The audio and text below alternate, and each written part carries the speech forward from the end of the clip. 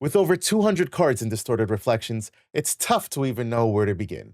How do we separate the potential meta from the bulk? That's what this series is all about. Continuing from our Spectre tier list, welcome to the full competitive set review, where we're breaking down some of the cards that DTR gave us in a series of tier lists. And today, we're going to be focusing on the namesake, Distortion Regalia. Let's jump into it. So starting off right off the bat, I feel like we just have to get it over with and just put Looking Glass right into S tier where it belongs. S tier for like many reasons. Number one, it enables you to play every single one of these Distortion Regalia. I think that's probably like the biggest thing. And when you take a look at what each Distortion Regalia allows you to do, just in DTR alone, some of these are powerful effects. For example, Lorraine with the Inert Sword, just being able to materialize a weapon that is a base 2/2. With Bulwark Sword, you were able to materialize it, but the problem with that is you had to pay an additional 2 for each attack. So, you know, it's not like Bulwark is bad, but I mean, come on, Inert Sword, especially for something like Lorraine, but even something like CL is able to make use of this because they now have a 3/2 sword that they don't have to pay to use when they attack if they're using the Looking Glass. And I know we're talking about Inert Sword and not the Looking Glass, but when we talk about all of these distortions, when you think about the fact that all of these are enabled just because you play this one card, that it kind of makes the case for that being S tier, you know? It says, especially the fact that if this card is in your starting material deck, you may just begin the game with it on the field, so you don't even have to waste a materialization on it. You just, boom, you have it, and all of these distortions are just active for you. Is pretty phenomenal. So it's S tier. It has Omni Shroud, which means it can be targeted by anything. Now, you can get rid of it with something like Planar Abyss, but I mean, if that's the game plan, hopefully by that time it's kind of already over, unless Terra somehow becomes better in the future. Anyways, yeah, Looking Glass, S tier. With that being said, Inert Sword, I'm not gonna hold you. It's got to be S tier too, right? I mean, realistically speaking, there's no, what downside is there to playing? The only downside to playing Inert Sword is that you have to play Looking Glass unless you're playing an Astra Element champion and you can get it out, you know, when you're at level 3. But when we're going to look at this distortion tier list in the confine of you're playing the Looking Glass, we're not going to look at it outside of, you know, because obviously you can play something like Cheshire Cat at any level 3 because it's exalted, but we're only going to look at these with the Looking Glass in mind. It makes it easier to judge these based on you dedicating a spot to this being your divine relic. The fact that you're able to get this 2/2 sword out with something like Lorraine at level 1, or any other champion for that matter, just having a 2/2 sword is really nice. We'll also take a look at Sword of Shadows. This one's tough. I want to say this is B tier, because what Sword of Shadows gives you is another 2/2 sword on the class bonus for Warrior. But if you don't have the class bonus, it's a 1/2 sword. And if your opponent controls an ally with stealth, you actually lose a power. So it either makes it a 0/2 if you aren't a warrior using it, or it just makes you a base 1/2 if you are a warrior using it, in which case, I think you would have preferred having the Sword of Seeking. So I think its biggest saving grace is the fact that it can be a 2/2 sword, unless your opponent has a stealth ally, in which it's a 1/2. That's why I think it's just B tier.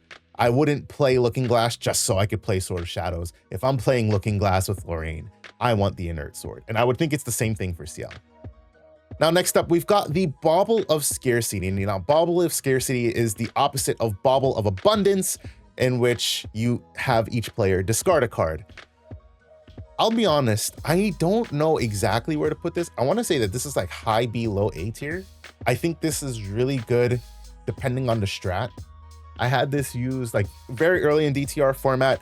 There was a Merlin player who used this Bauble of Scarcity to kind of, air quote, control the game, and made it kind of just a touch more difficult to pull off some plays because it's like, okay, cool, I'll hold up like 4 in hand, let's say, for like a Resolute, right? It's like, well, I'll crack Bauble of Scarcity and I'll make you go down to 3. So now if you have to pay for a Resolute, you're gonna have to free cast it, or you have to do it right now, like in response to the Bauble of Scarcity.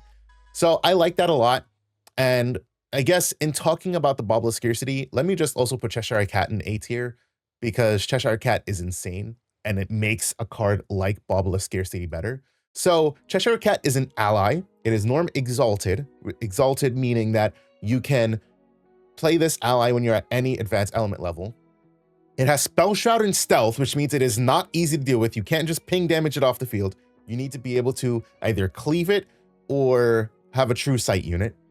And it has the activated abilities of all Distortion Regalia you control. So combos really nicely with the Bauble of Scarcity, but it also gets plus X power, where X is the total base power amongst Distortion weapons you control, which is something important for something like the Inert Sword. If you're playing Lorraine or any Lorraine-based level 1 deck, let's say, you bring out the Inert Sword, you drop a Cheshire Cat, you now have a 2/2 sword and a 3/3 ally with Stealth and Spell Shroud. This can harass for the entire game if your opponent can't deal with it. So Cheshire Cat is just like straight A tier. And even if you're not running the sword, if you are depending on some of these Distortion Regalia, it's still really good, because that ability where it has the activated abilities of all Distortion Regalia you control, that means you can have Bauble of Scarcity on the field, and instead of banishing Bauble of Scarcity, you can banish the Cheshire Cat to use the Bauble of Scarcity effect. It also means that you can do both of them and have an opponent discard 2 cards. So I think that makes Bauble of Scarcity better. I would like to see a deck be able to dedicate deck space to this. My only thing is, like, it's situationally good, but it's not always good. And if I had the choice between like that and something like Consumption Ring, I'm playing Consumption Ring. Consumption Ring for me personally is A tier. It's the opposite of Tariff Ring. It says non-ally cards your opponent activates cost 4 more to activate, 4 more reserve, and you can only activate that ability during opponent's recollection phase. So it's like, oh cool, you're playing Merlin? Well, that Fireball you were going to cast that cost 2, or that Incarnate Majesty that you were going to cast that, let's say, it would have cost 4. Yeah, that's now going to cost 8. And it doesn't just tax the next one, it taxes everything. So in a way, this can really shut off a turn for an opponent depending on what deck they're playing. With Cheshire Cat, it's even more insane, because you can just have Consumption Ring on the field, you swing your Cheshire Cat, and then it's like, opponent step, banish Cheshire Cat. Good luck, buddy. I still have a Consumption Ring that I can activate next turn. I really like Consumption Ring, and I love Cheshire Cat. These 2, like, yes, Inert Sword's great, Looking Glass is great, but these 2 cards, whenever I'm trying to like build a deck, and I'm like, can I fit Cheshire Cat and Consumption Ring? Like, is this a thing I can do? I love those cards so much. Next up, we've got the let me leave it down here because I'm not sure where I want to put it yet, but we got Beastbond Clause, which is a target animal or beast ally you control gets +2 life, and it gains stealth until the end of the turn. Now, this is the opposite of the Beastbond Pause, which is another regalia that gives a target animal or beast ally you control +1 power and gains True Sight until the end of the turn. So I would argue that in a vacuum, Beastbond Clause is better, because +2 life can be way more useful depending on what you're playing into, especially if there's something on your opponent's side that has Retaliate, something like a, sorry, not the Thronekeeper Bullfrog. There's some, no, I don't even know why Bullfrog came up. I'm thinking of the panda, the Beseech Fate Stone, one of them. It's like a 3/4 panda. And you could swing into it and take 3. This can let you live past that. And then it also gains stealth. So, you know, your opponent not being able to target it, or, you know, if they were going to try to do ping damage to it, being able to buff it up.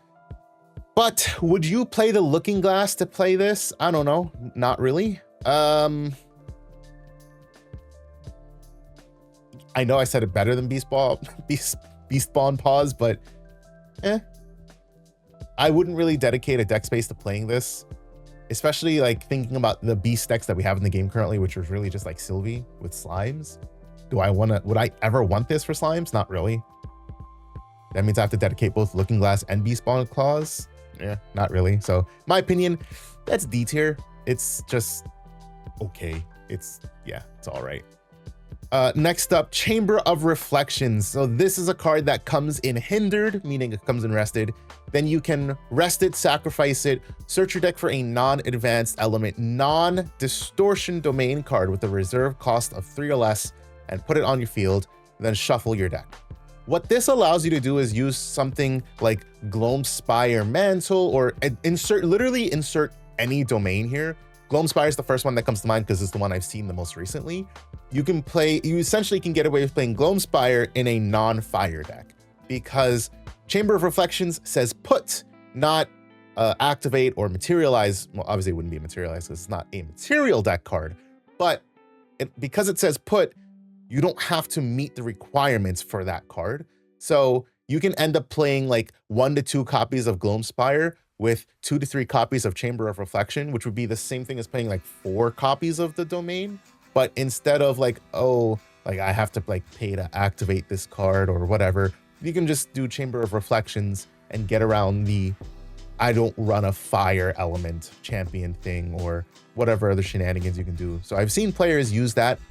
It's pretty cool. I haven't experimented with it myself, but is it something that you can do with Looking Glass? Yeah, most certainly. And I think, personally, that makes it A tier, in my opinion, because even more so than just allowing you to ignore the elemental requirements, I think what it gives you is the ability to run less copies of the unique domain, less copies of something like Gloamspire, and just give you a way to search it out, but also being able to shuffle your deck, right? If you're a deck that's glimpsing and you're putting cards to the bottom, or let's say you are on a Glimpse Spirit and you put cards to the bottom, knowing that you're running the Chamber of Reflections, you can get out your domain, or you can even, do a good fail to find and still get to shuffle your deck. I think that is pretty nifty. So once we get more domains that are worth playing, obviously, I know a lot of players are going to think of Tony. I also think of Tony. I haven't experimented with it a lot, but my boy Gino wants to play Tony, so hopefully I can get him into the game on Tony. But just what this enables for various decks, I mean, shoot, with Chamber of Reflections, you can even get away with playing like, let's say 2 or 3 copies of this, right? And then you're playing like 3 or 4 different, maybe you're not playing 3 or 4. Let's say you're playing like 2 to 3 different unique domains. Like there's the Chibi, Battle of Chibi Hill or something, and you got Gloamspire, and then let's say you play the Frozen Citadel one, the one that taxes the like floating memory. You can play like all 3 of those in one deck and just use Chamber of Reflections to search them out, put them on the field. The only problem with this, right, is because it says search your deck, if you draw into those cards, you now have a dead card in hand. You can't use it if you're not that element. And I don't think there's probably ways to put cards back in the deck, but unless you're like a fire deck and you're discarding, you really just have a brick in your hand. You're going to end up using that to like level up or pay for materialization costs. So that's just the one thing you have to keep in mind, but I do like Chamber of Reflections a lot. Next up, we've got Death Essence Amulet, which is the opposite of Life Essence Amulet. So Death Essence says whenever an ally you control dies while it's not your turn, banish it. When you do, you look at your opponent's hand or memory and discard a card from it. So this is the opposite of, obviously, if your ally dies, you get to draw a card. Life Essence Amulet to me reads like one of those ones that's like a great starter deck card, and that's it. And so Death Essence likewise reads to me like it's something that's a decent starter deck card. Not great, just a decent starter deck card, and that's it. So like it's D tier as well for me. I don't know. If you guys think differently, let me know. But I just don't see the value in like, I guess unless you're playing a strategy, I guess actually, I don't know. It's kind of tough, right? I guess it can be used to control hand a little bit more with something like the Bauble of Scarcity. But I feel like you would be dedicating so much material deck space to these cards, and I just don't think that's worth it. I can't even envision a world where some other card comes out and then you want the Death Essence Amulet, unless that card is like, oh yeah, like if I play Death Essence Amulet, I can rip like 2 to 3 cards out of my opponent's hand. Like, I guess at that point, but I don't know. I just don't see it personally. Next up, we've got the Enfeebled Dagger, which is the opposite of the Poisoned Dagger. So this says, deal 1 damage to target unit, and then the class bonus for Assassin. Until end of turn, if that unit would deal damage, it does that much damage -3 instead, which is the difference of Poisoned Dagger, which deals that much damage +1, right? So Enfeebled kind of says, all right, cool, like your champion, for example, let's say you're a multi-attack champion. We don't have many of those outside of something like Lorraine with Votive. So you can say, all right, cool, Lorraine takes the damage, and then whenever she deals, it's whatever she's doing -3. Can be useful. But for most Assassin decks, right? I mean, is Tristan gonna play this? Nah. Is Xander gonna play this? Nah. Now, would something like the new Crux Merlin Assassin play this? Depends on what she does. Maybe she would. With that in mind, I want to say that this is like my first C tier one because I can see the potential. I can see the potential for it to do good, but not in our current Assassin decks. The current Assassin decks just have an entirely different game plan. They don't really care to mitigate how much damage you're doing. I guess unless you're kind of like Luxem, but again, as Luxem, you're healing. So like you don't even care about this. And your space for other daggers as assassins, you would rather your other daggers. And again, thinking about playing this with Looking Glass, do you want to dedicate 2 material deck spots for these cards? No, not really. So I can see potential, but until we get some more cards, I think C tier is where it's at. Next up, we've got the Necklace of Hindsight, which is the opposite of the Necklace of Foresight. So Necklace of Hindsight says, look at the top 4 cards of target opponent's deck, put those cards on the bottom of their deck in any, or sorry, let me rephrase. It's basically like a reverse glimpse in a way. Put any amount of those cards on the bottom of their deck in any order, and the rest on the top of their deck in any order. So if you think about this, if you combine this with something like Regal Inquisition,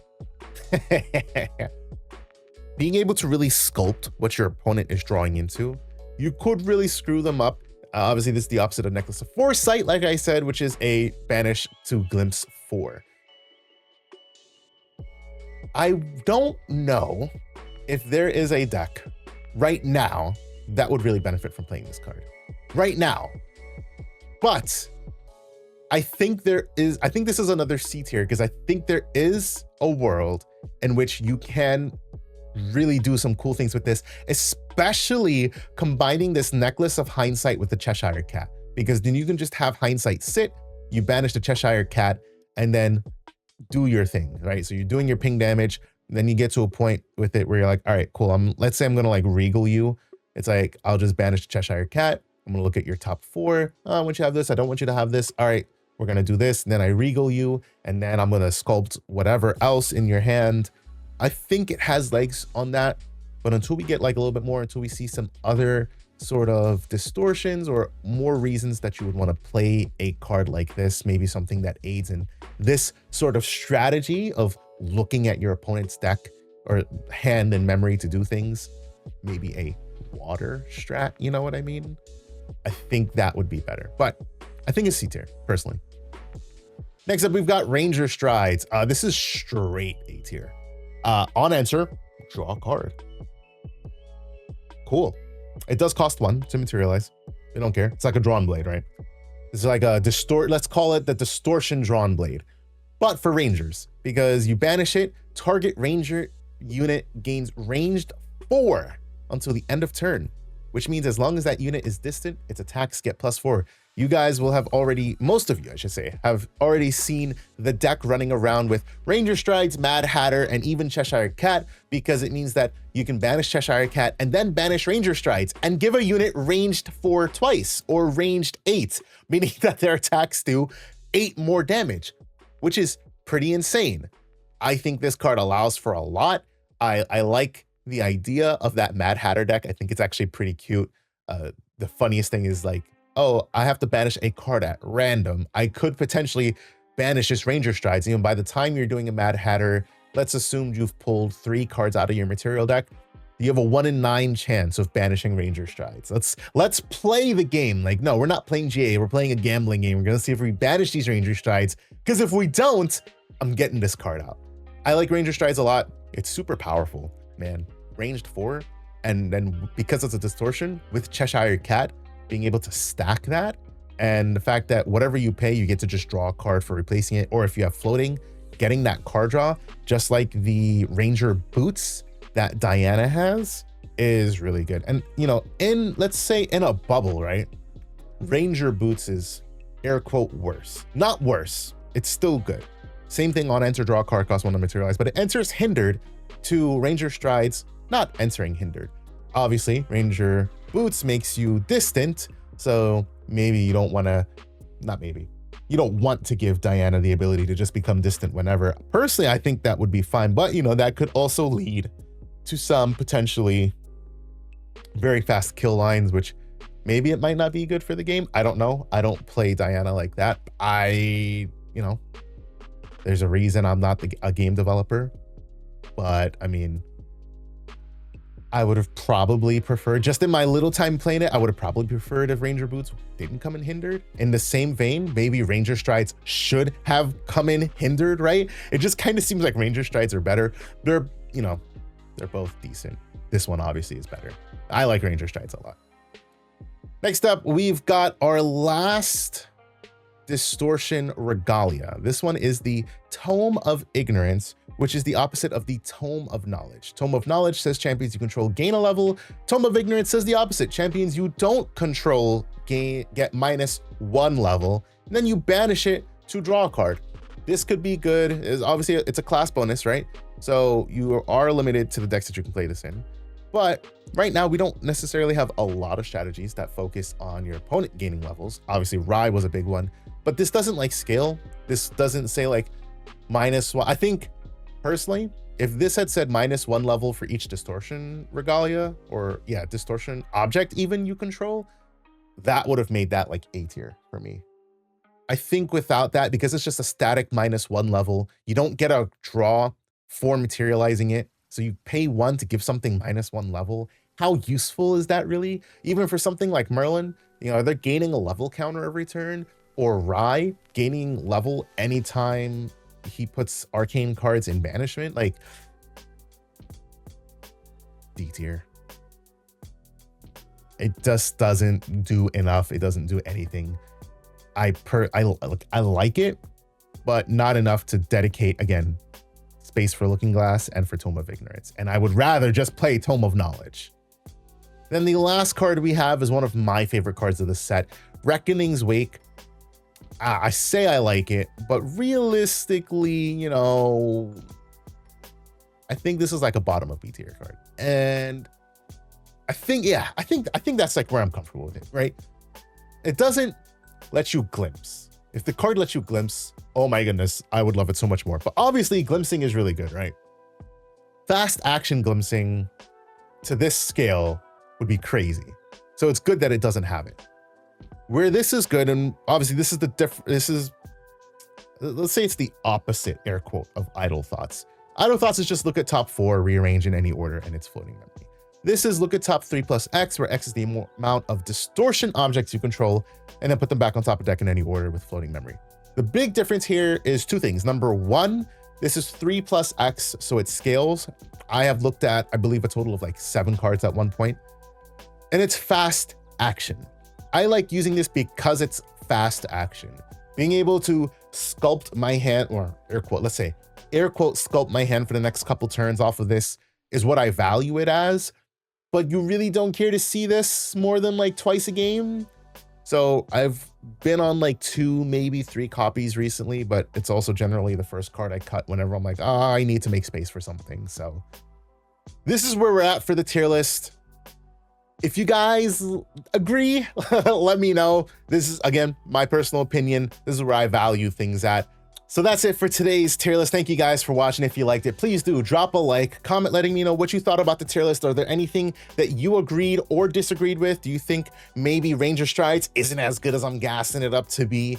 or I'm sleeping on something. Maybe there's combos I haven't thought of. Let me know in the comments down below, and also subscribe so that you know when future videos come out. Thank you guys for watching this video, and until I talk to you guys next time, peace out.